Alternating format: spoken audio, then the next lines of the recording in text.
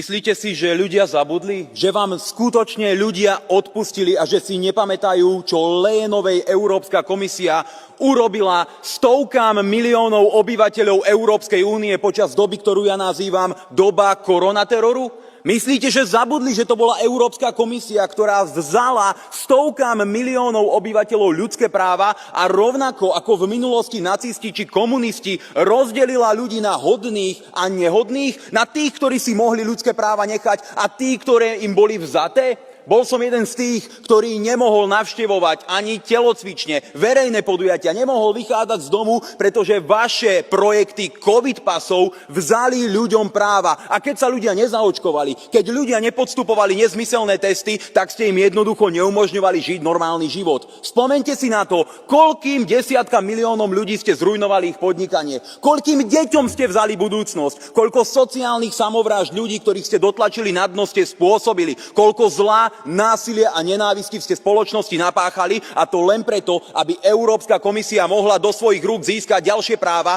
ďalšiu kontrolu nad životmi slobodných ľudí, obmedziť národné štáty a robiť si nechutný miliardový biznis cez SMS-ky prostredníctvom pani Leyenovej. Gigantický konflikt záujmov, ktorý v tomto pléne stále nebol vyšetrený, na ktorého vyšetrenie čakajú občania vo všetkých členských štátov, len vy kryjete zločinnosti tejto Európskej komisie. A potom, keď tu predstúpite